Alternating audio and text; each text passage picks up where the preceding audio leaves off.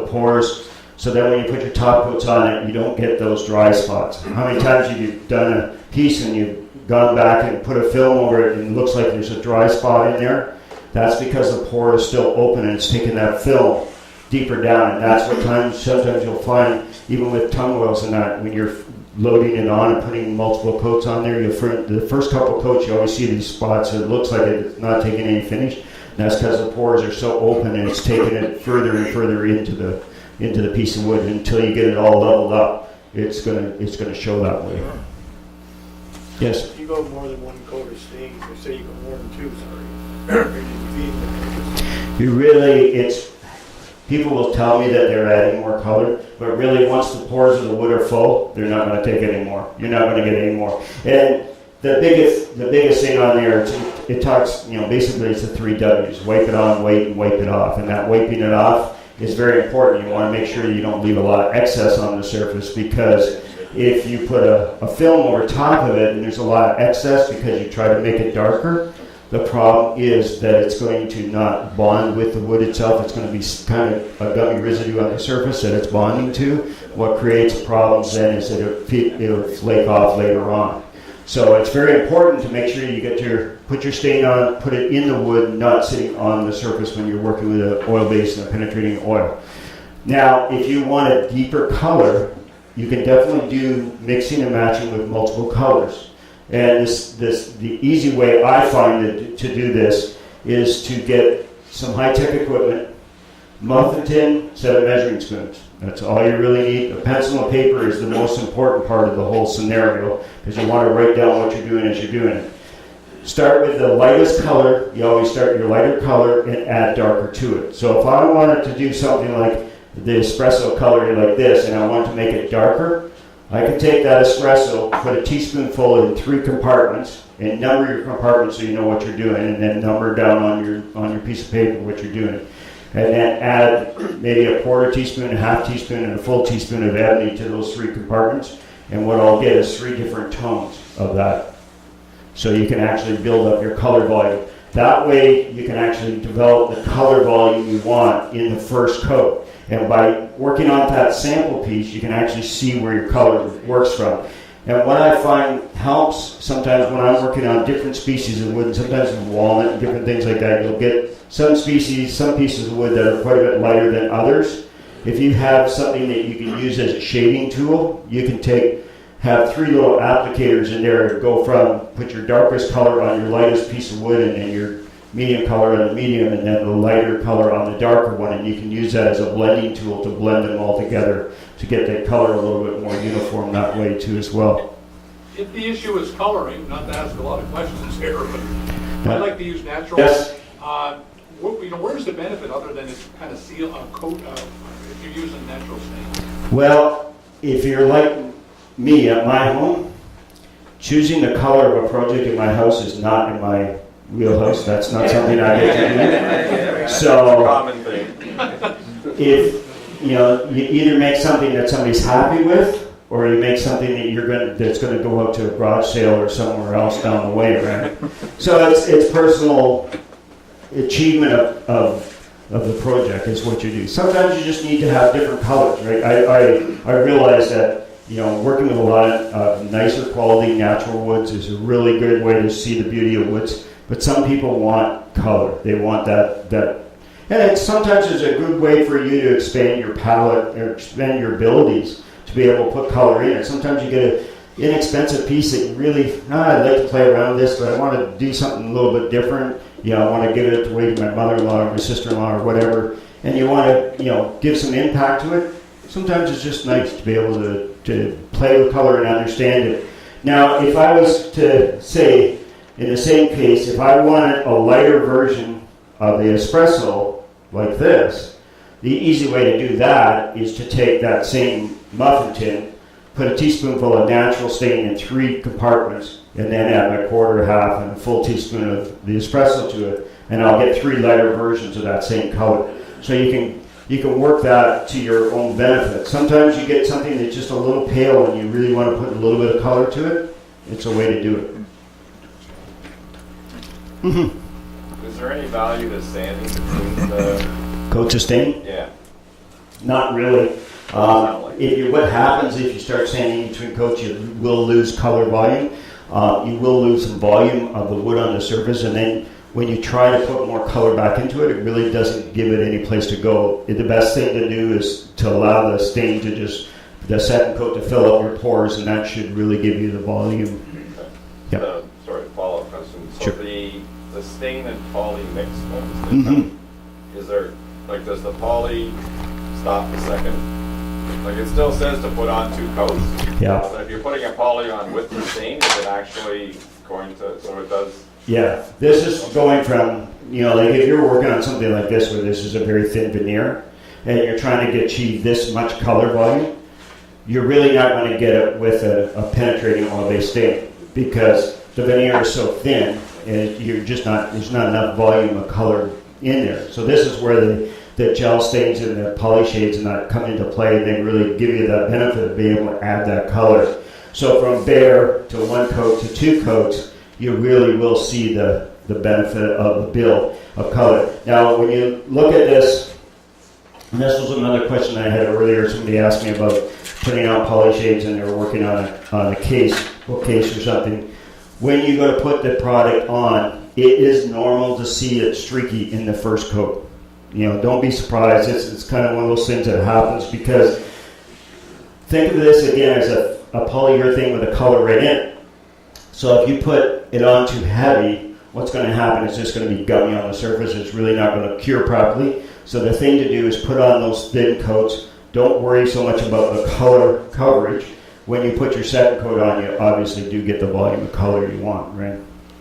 And if you go to a third coat, you're going to get more volume. Each coat you put on, you're going to get more volume of color. You will get more with the third coat? Yeah, because if you think of it, I like to think of it as like when you get a gift basket or something that has that colored cellophane on it, you put one piece down, put another piece on top, another piece on top, it's like that. It builds that color up with each coat. So that's actually tinted in the polyurethane? The color is built right in. So you're not actually staining the wood, it's not in here, is it wood or the first coat? Well, the first coat does actually bond in the wood, so it does give you that bond there. And the nice thing about poly shades and stuff like this is that if you currently have something that's been finished with a polyurethane, you can scuff sand it and put poly shades over top and then actually build color on the surface instead of having to strip the polyurethane right off and try to build from the bottom up. So sometimes you move into a home, maybe like in London, you move into a home and you walk in there and it's got this really nice railing there, but the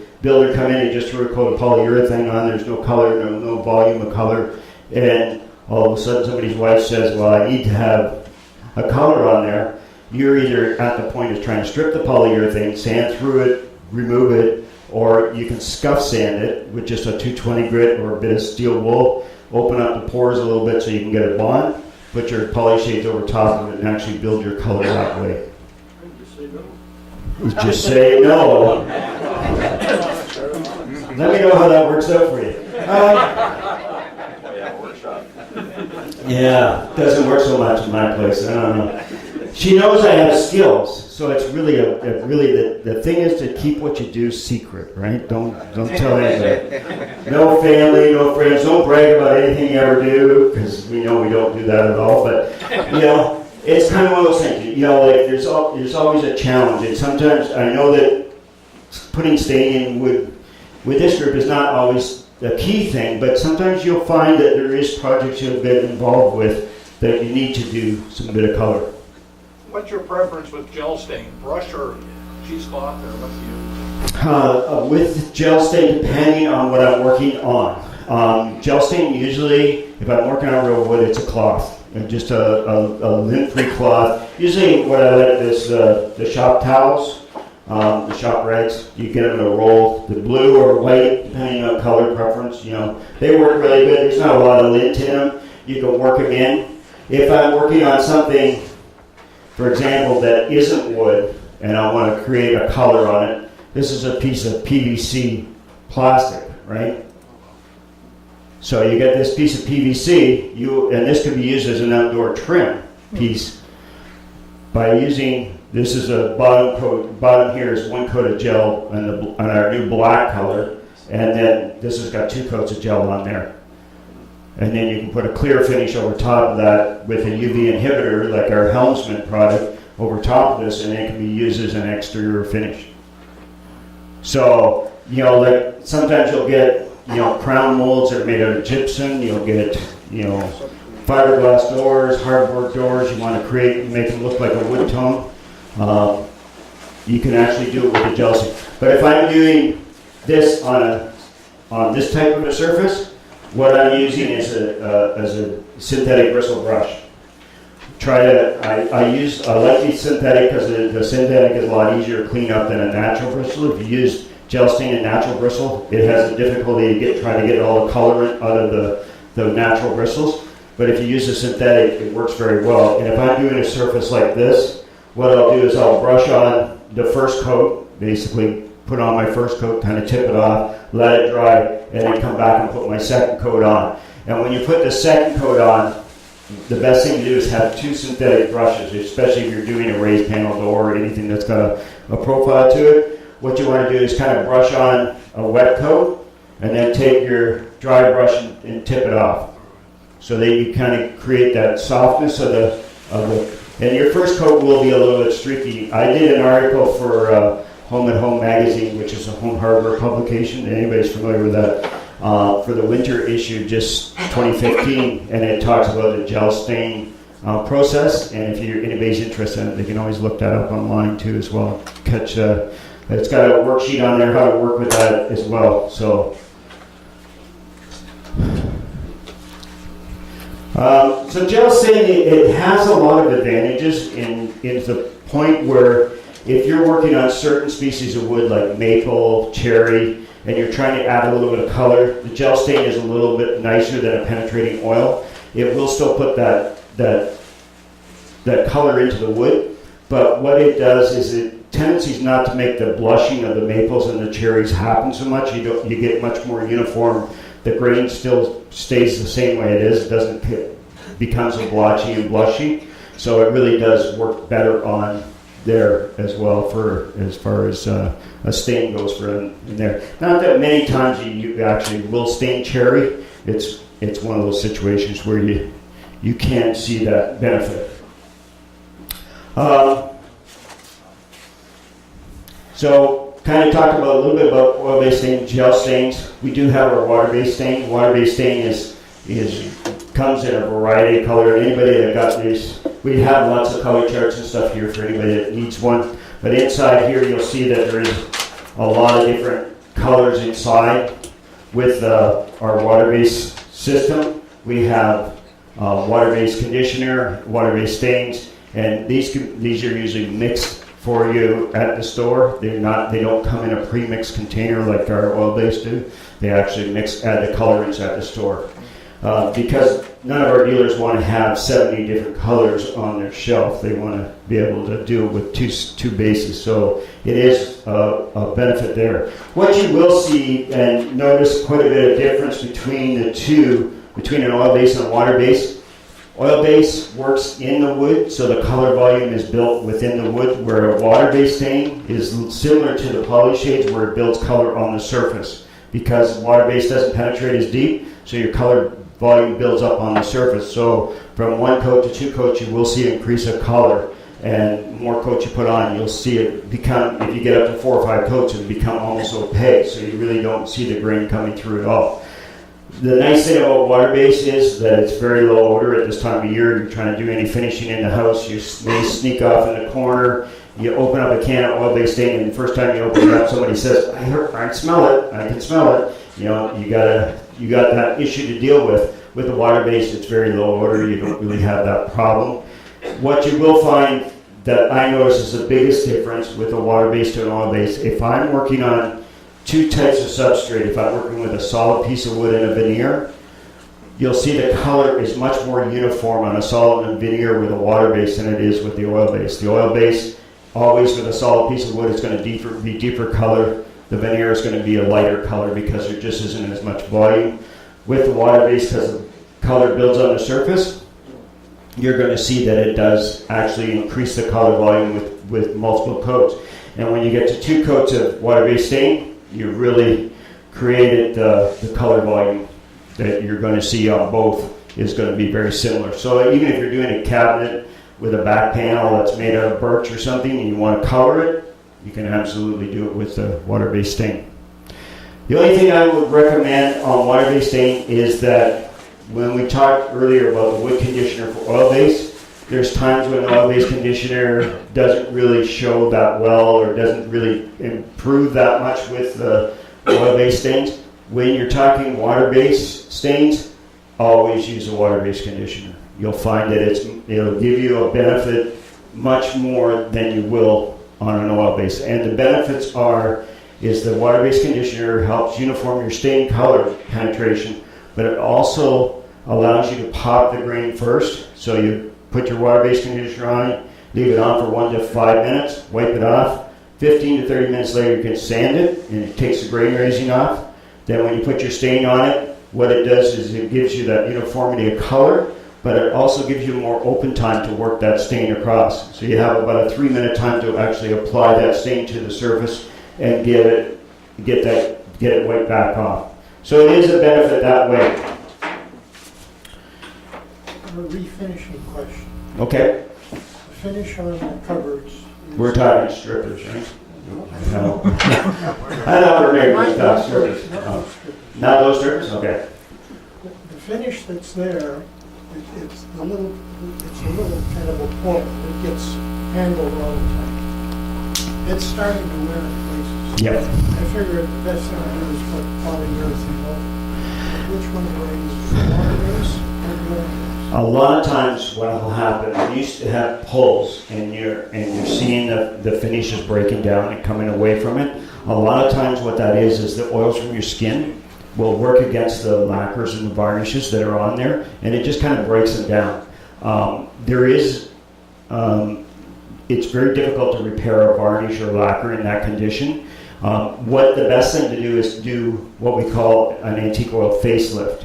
And where you take, and using antique oil and very fine steel wool, like a 4-0 steel wool, you moisten the surface, and in the direction of the green, you kind of take that steel wool and clean that finish up. What it'll do is clean the finish off, and allow you an opportunity to put an oil finish back into it, right? Now, if you find that once you've done that, you've cleaned off the old finish and you've got this back on there, you can take the antique oil, and if the film is not giving you, like when you put antique oil on, it's just a satin or a matte finish, so it's not really a high sheen. So if you find that you're not getting the sheen level you want, then at that point you can give it 10 days and come along with a polyurethane and put a film back over top of it. If you try to put polyurethane over top of a lacquer or varnish, usually the lacquer or varnish underneath is so weak that it breaks off and it just keeps peeling, right? The best thing to do is remove it away from there. And the antique oil facelift usually can cut right through it and bring off, especially if the film is starting to deteriorate at all. So after the antique oil, Yep. then put a polyurethane. Yeah, give this about 10 days to set up. Another question. Yep, The polyurethane that we're putting on after the antique oil, yes. water-based, oil-based? Go with the oil base. Yeah. Just go in with the regular fast dry poly. We just did a label change on that, so you might see it looking a little different, but it's the same product in the can. Marketing people just needed to change the label. Yeah. Yes? So before you do the steel wool on the antique oil, Yep.